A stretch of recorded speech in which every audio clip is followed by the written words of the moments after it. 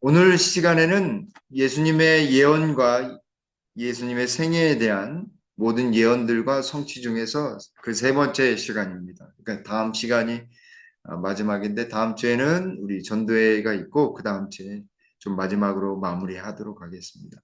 오늘은 예수님의 인간관계와 죽음에 대한 묘사에 대해서 우리가 잠시 살펴보도록 하겠습니다.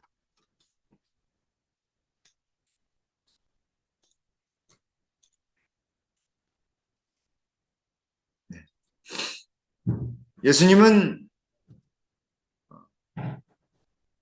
가족 관계에 있어서 가장 이 친밀한 관계이고 사랑의 관계인 가족 안에서 배척을 당하신 분이십니다. 그 예언이 시편 69편 8절에 내가 나의 형제에게는 객이 되고 나의 어머니의 자녀에게는 낯선 사람이 되었나이다. 어머니의 자녀지만 그리고 아버지의 가문에 있지만 객처럼 나그네처럼 살아갔다라고 배척당했음을 이렇게 예언하고 있습니다. 실제적으로 우리가 시대의 소망이나 성경에도 성경에 자세히 써져 있지 않지만 시대의 소망에는 예수님이 돌아가시기 전까지는 그들이 예수님을 받아들이지 않았음을 우리가 알 수 있습니다. 여기 요한복음 7장 5절에 이는 그 형제들까지도 예수를 어떻게 믿지 아니함이로라 라고 해서 예수님을 믿지 않았습니다. 예수님이 하나님으로서 하나님의 아들로서 이 땅에 오신 것에 대해서 믿지 않았어요. 얼마나 힘드셨을까요? 그렇죠? 두 번째는 교우 관계에 있어서도요. 친구에게 배신을 당할 것을 예언해 놓으셨습니다. 시편 41편 9절에 내가 신뢰하여 내 떡을 나눠 먹던 나의 가까운 친구도 나를 대적하여 그의 발꿈치를 들었었나이다. 그래서 가룟 유다가 예수님을 떡을 먹고서 어떻게 됐어요? 예수님을 팔기로 작정하고 사단이 그의 마음에 들어가서 예수님의 발꿈치인 십자가형을 가도록 만든 것입니다. 스가랴 13장 7절에도 만군의 여호가 말하노라 가라 깨어서 내 목자 내 짝된 자를 치라 목자를 치면 양이 흩어지려니와 작은 자들 위에는 내가 내 손을 들이오리라. 예수님 이후에 어떻게 가장 가까웠던 제자들이 다 흩어질 것을 예언해 놓으셨어요. 실제적으로 요한복음 13장 26절로 27절에 가롯 시몬의 아들 유다에게 주시니라고 해서 떡을 딱 주는 그 장면에 27절에 조각을 받은 후 곧 사단이 그 속에 들어간지라 라고 했습니다. 예언이 되어 있는 것 성취되었습니다. 더군다나 몸값이 은 얼마예요? 예수님의 몸값이요. 토기장의 그릇에 들어가는데 토기장의 이 은 30 토기장에게 던지는 그 장면을 스가랴 11장 12절로 13절에 예수님의 몸값이 은 30일 것을 예언해 놓으셨습니다. 실제로 마태복음 26장 15절에 그들이 은 30을 달아 주건을 가룟 유다에게 달아서 주게 됩니다. 은 30이요. 몸값을 주는 것입니다. 예수님께서 말씀하실 때에 마지막 십자가 상에서의 놀라운 말씀을 하시죠. 엘리 엘리 우리 기억절 기억나시죠? 엘리 엘리 라마 사박다니 나의 하나님 어찌하여 나를 버리셨나이까 라고 하는 그 말씀이 시편 22편 1절로 2절에 기록이 되어 있어요. 얼마나 몇 년 전, 600년 전에 기록해 주셨어요. 다윗을 통해서 내 하나님이여 내 하나님이여 어찌 나를 버리셨나이까 어찌 나를 멀리하여 돕지 아니하시오. 내 신음소리를 듣지 아니하시나이까. 내 하나님이여 내가 낮에도 부르짖고 밤에도 잠잠하지 아니하오나 응답하지 아니하시나이다. 그래서 나의 하나님 나의 하나님. 그 우리 마가복음에도 쓰여 있지만 마태복음에도 쓰여 있어요. 제9시쯤에 6시에 예수께서 크게 소리질러 이르시되 엘리 엘리 라마 사박다니 하시니 이는 곧 나의 하나님 나의 하나님 어찌하여 나를 버리셨나이까 하는 뜻이라. 600년 전에 시편 22편의 예언이 되었습니다. 그래서 시편 22편은 예수님의 십자가 시편입니다. 한번 보세요. 그런 다음에 십자가 이후에 뭐가 있습니까? 안식일이 있잖아요. 시편 22편 십자가 시편 이후에는 23편 목자의 시입니다. 안식의 시편, 목자의 시편, 휴식의 시편이 23편이 있어요. 23편 힘든 일이 있으시거나 예수님에 대해서 생각하고 싶으시면 시편 22편을 읽으시면 좀 좋습니다.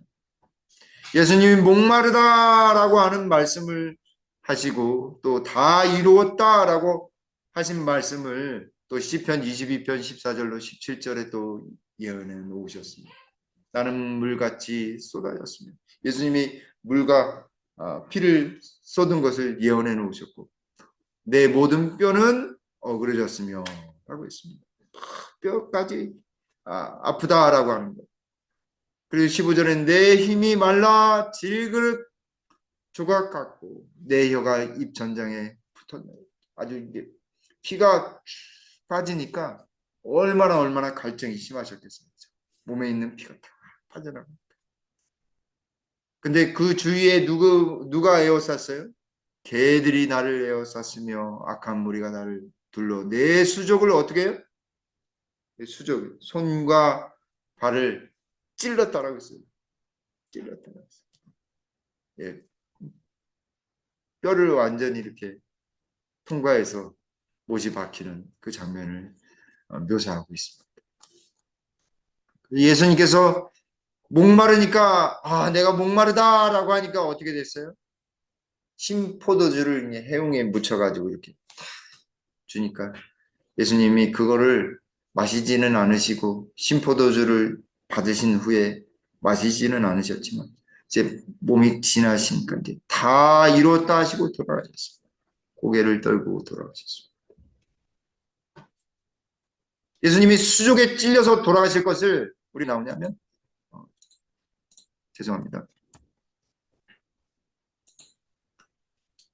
신명기 21장 23절에도 그 시체를 나무 위에 밤새도록 두지 말라라고 되어 있어요.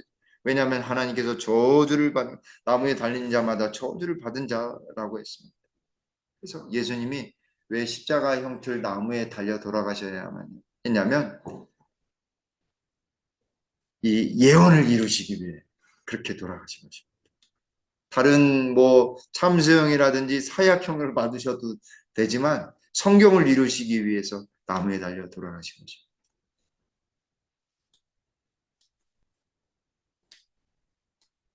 그래서 누가복음 23장 33절에 예수님이 십자가에 못 박혀 돌아가셨습니다. 갈라디아서 3장 13절에 보니까 왜 십자가라고 하는 나무에 달리셨는가? 이 신명기 아까 21장에 나온 말씀을 인용하고 있는데 나무에 달린 자마다 무엇 아래 있어요? 저주 아래. 예수님이 모든 죄의 저주를 다 책임지시기 위해 나무에 율법의 모든 저주를 다 몸에 지시고 돌아가신 거죠. 그러니까 예수님이 왜 나무에 돌아가셨는지를 알아야 돼요. 성경을 이루기 위해서 돌아가신 거예요.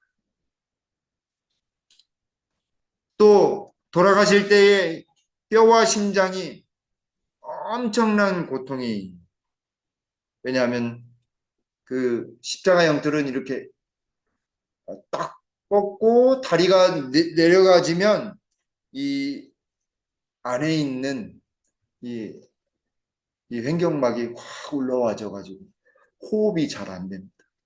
그런데다가 피가 다 빠져가지고 진액이 없는 상황이었고 그리고 뼈에다가 못을 박은 그 상태에서 어때요? 나는 물같이 쏟아졌으며 내 뼈는 허그러졌으며 내 마음, 여기 마음이라고 된 것이 무엇이냐면 심장이란 뜻입니다. 히브리 말 심장. 밀랍이 무엇이냐면 그 벌에 꿀벌 같은 데 보면 집 지어 놓잖아요. 그 꿀 다 빼놓고 그게 뭐냐면 밀랍이거든요. 밀랍같이 내 속에서 다 금방 녹아서 허물어지는 그 마음이 심장이 어떻게 됐어요? 죄로 말미암아서 눌리다 못해 파열돼 가지고 그 예수님의 의학적인 원인은 돌아가신 원인은 사인은 심장 파열, 심장 파열을 들어가셨어요. 너무 말라가지고 혀가 입천장에 달라붙어.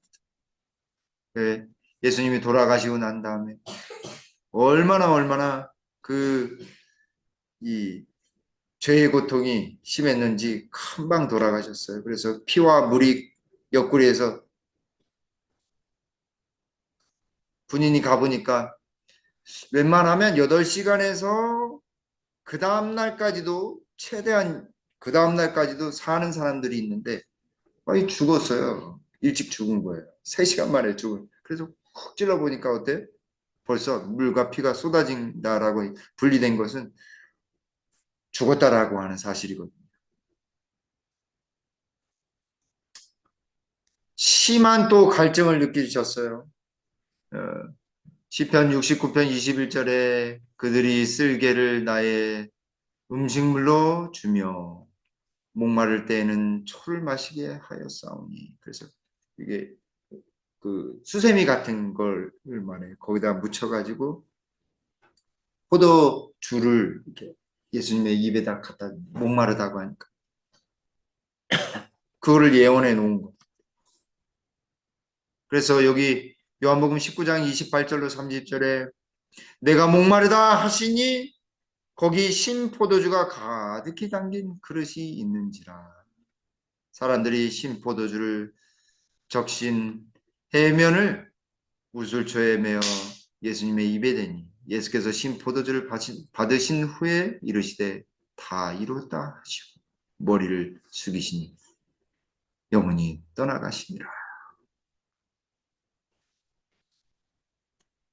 예수님이 십자가에서 어떤 죽음을 당하셨는가? 시편 22편 6절로 8절에 한번 다 같이 한번 6절 말씀 읽어볼까요? 나는 벌레요. 시작. 나는 벌레요 사람이 아니라 사람의 비방거리요 백성의 조롱거리니이다. 그러니까 예수님 하나님이신 분이 벌레처럼 여겨지는 그런 일을 사람에게 비방을 당하시고 조롱을 당하시고 비웃음을 당하시고 머리를 제가 이제 가끔씩 이 머리를 흔들면서 아닌 것 같아 이러겠는데 하지 말아야 되겠더라고요. 이 말씀대로 보니까 머리를 흔들면서 입을 삐죽이면서 피우고 이 하나님이신 이 예수님을 우리가 그렇게 만든 것입니다. 사실 나는 벌레요 사람이 아니라 사람의 비방거리요 백성의 조롱거리입니다. 실제적으로 예수님 누가복음 23장에 보니까 백성 서서 구경하는데 관리들은 어떻게 했어요? 비웃으면서 뭐라고 했냐면 저가 남은 구원하였으니 만일 하나님이 택하신 자 그리스도이면 자신도 구원할지어다 하고 자신도 구원할지어다. 근데 사실 이 말은 거짓이 아니었습니다. 남은 구원하지 했지만 예수님은요 자신을 버리셨어요. 자신을 정말 버리셨습니다. 36절에는 군인들도 희롱하여 나와 신포도주를 주며 그러니까 신포도주를 그냥 준 게 아니라 목마르다 해서 입을 적시기 위해 준 것이 아니라 사실은 희롱하기 위해서 준 거예요. 내가 만일 유대인의 왕이면 내가 너를 구원하라. 아, 이 말씀을 읽으니까 너무너무 마음이 너무너무 아프더라고요. 시편 22편 18절에는 예수님의 옷을 십자가상에서 이렇게 나누어 가지고 제비 뽑는 일이 있을 것이다라고 예언해 놓았습니다. 18절에 내 겉옷을 나누며 속옷을 제비 뽑나이다 라고 했어요. 다윗을 통해서 이제 그 예언의 말씀을 주신 것이죠. 실제로 여기 마태복음 27장 35절에 그 옷을 제비 뽑아 나누고 라고 했어요. 십자가에 못 박은 후에 옷을 벗겼어요. 그리고 뭐까지도 바뀌었냐면 여기 요한복음 19장 23절에는 이 맨 마지막 부분입니다. 이 속옷은 호지 아니야. 위에서부터 통으로 짠 것이.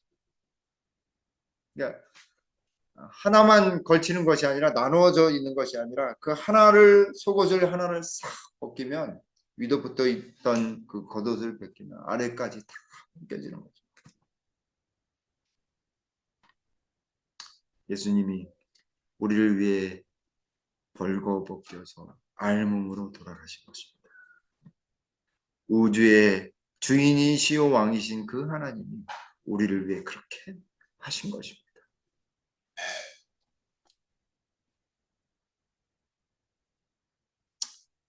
이제 마지막 부분인데 예수님이 십자가상에서 돌아가시면서 일찍 돌아가셨잖아요. 일찍 돌아가시면서 다리를 본래에는 로마 병사가 이 넓적다리 부분을 이게 안 죽으니까 빨리 죽기 위해서 자기네들이 빨리 가기 위해서 새 몽둥이를 가져와 가지고 거기 넓적다리를 탁 치면은 그 넓적다리가 부러져 가지고 이겨울대면서 피가 막 나와서 빨리 한 시간 안에 다 죽게 되는데 예수님 보니까 벌써 돌아가신 거예요. 근데 그 뼈가 꺾이지 않을 것을 예언해 놓았는데 6월절 어린 양에 대한 부분이거든요. 출애굽기 12장 46절에 한 집에서 먹되 그 고기를 조금도 집 밖으로 내지 말고 뼈도 어떻게 해요? 꺾지 말라. 뼈가 꺾이지 않을 것을 거의 1000년 전에 예언을 해 놓으신 것입니다. 그래서 요한복음 19장 33절에 예수께서 이르러서는 이미 죽으신 것을 보고 다리를 꺾지 아니하고 라고 했습니다. 다리를 꺾지. 그제서야 예수님은 돌아가시고 난 다음에야 비로소 자비를 얻으셨습니다. 예수님의 이 땅에 사실 때는 자비를 한 번도 당하지 않으셨는데 예수님 돌아가시고 난 다음 다리를 꺾지 아니하시고 라고 하는 이 예언의 말씀이 성취되면서 예수님의 사역이 다 완성된 것입니다. 우리는 예수님의 십자가를 바라보면서 어떤 마음을 가져야 할까? 증언문강 1권 468쪽에 관대한 정신은 하늘의 정신이며 이기적인 정신은 사단의 정신. 그리스도의 자아 희생적 사랑은 십자가 위에 나타나 있다. 예수님은 얼마나 우리에게 관대하시고 너그러우신지 그걸 어디에서 볼 수 있어요? 여러분? 십자가에서 볼 수 있어요. 우리가 얼마나 이기적인지를 볼 수 있는 것, 사단의 정신이 어떠한지를 볼 수 있는 것도 어디냐면 십자가입니다. 아직 동시에 나타났어요. 그리스도의 자아 희생적 사랑은 십자가 위에 나타나 있다. 그분은 인류를 구원하기 위하여 당신이 소유한 모든 것과 당신 자신까지라도 주셨다. 여기서부터 좀 우리가 조금 주목해야 됩니다. 그리스도의 십자가는 복된 주님을 따르는 모든 자들의 자존심에 호소한다. 거기에 예시된 원칙은 주고 어떻게 해요?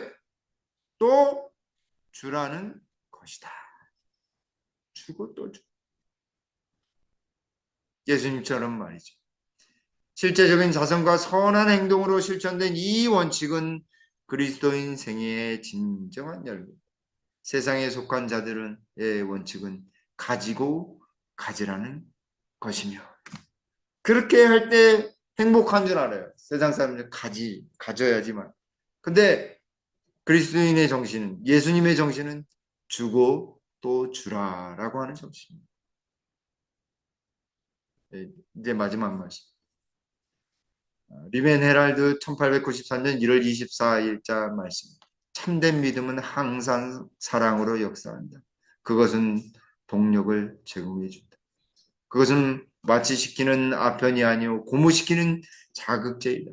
갈바리를 보라. 그대가 의무의 태만 속에 잠잠할 수 있는가? 우리가 십자가를 바라보면 잠잠하고 있고 게으르고 나태하고 멈춰있는 우리의 영적인 마음 상태를 운동하게 만들고 활력 있게 만들고 기쁘게 만들고 움직이게 만드는 것은 갈바리의 십자가, 거기에 해답이 있는 것입니다. 그대가 갈바리를 바라본다면 믿음이 뜨겁게 일어나 역사할 것이요, 그 믿음이 그대를 모든 이기심으로부터 정멸하게 할 것이다. 믿음으로 그리스도를 붙잡으라. 그것이 사랑의 행위의 시작이 될 것이다. 우리 속에는요, 사실 사랑이 없어요. 예수님의 진정한, 하나님이 가지신 그런 진정한 주고 또 주는 그 사랑이 없다니까요. 누구를 붙잡을 때만 가능해요? 예수님을 붙잡을 때만 가능한 것입니다. 여기 또 하나 주목해야 될 것은, 여기 가운데 그 믿음이 그대를 모든 이기심으로부터 정결하게 할 것이다 라고 했습니다. 그러니까 이기심을 정결하게 만들려면 무엇이 필요해요? 믿음이 필요한 것입니다. 예수님을 붙잡는 믿음. 이기심을 없애려면 예수님을 붙잡아야 돼요. 우리에게 사랑이 시작되기 위해서는 예수님을 붙잡아야 돼요. 어디에 예수님이요? 십자가에 예수님을 붙잡아야 돼요. 우화를 하나 하려고 합니다. 원숭이가 아프리카에서 원숭이를 잡으려면 어떻게 하는지 아세요? 항아리를, 손목만 쏙 들어가게 하는 항아리를 딱 거기다가 원숭이가 좋아하는 바나나나 고기를 넣어놓는다고. 그 원숭이가 있는 곳에다 딱 놓으면 원숭이들이 딱 냄새를 맡고 딱 와서 거기다 손을 딱 집어넣어서 그거를 딱 끄집어내려고 그래요. 끄, 꺼내려고 하면 어떻게 돼요? 딱 잡으면요, 주먹이 되어서 고기를 꺼낼 수 있습니까? 없습니까? 못 꺼내요. 원숭이가 그랬는데 막 그 욕심 때문에 못 꺼내는 거야. 하면서 막 꺼내려고 그래요. 어쩌면 우리도 그렇게 세상에 대하여 우리가 생활하면서 그런지도 모릅니다. 세상 것을 붙잡으면 빼나갈 수가 없어요. 놓아야지만 자유가 있고 사냥감으로 이렇게 사냥꾼한테 잡히지 않는데 어때? 그래서 그렇게 하면은 이게 못 노니까 점점 이렇게 하다가 딱 손목이 걸려가지고 그 항아리를 붙들어 매놨기 때문에 손이 붙들려가지고 원숭이를 잡아서 사냥을 해갔다. 그것도 산채를 잡아요. 사랑하는 성도 여러분, 우리는요, 예수님을 믿음으로 붙잡아야 하겠습니다. 우리의 이기심을 완전히 없애기 위해서 믿음으로 예수님을 붙잡아야 돼요. 그렇게 될 때 여기 있는 말씀처럼 비로소 사랑의 행위의 시작이 될 것입니다. 저와 여러분들이 예수님을 믿음으로 온전히 붙잡게 되길 간절히 바라면서 말씀을 줄이겠습니다. 아버지 하나님, 예수님이 십자가상에서 고통당하시고 수모를 겪으시고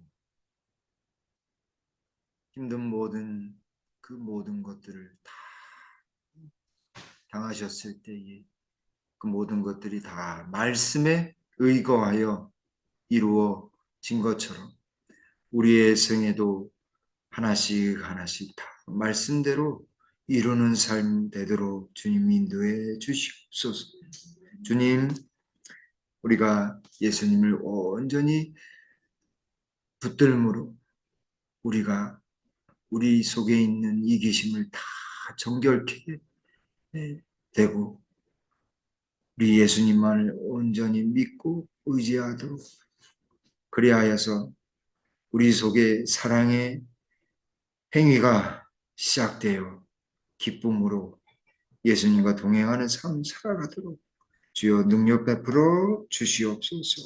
저희들 우리 속에 사랑이 없음을 고백하오니 그리스도의 사랑을 부어주셔서 우리의 매 생애 가운데 그리스도의 사랑이 온전히 가득 넘쳐나도록 주여 인도해 주시옵소서.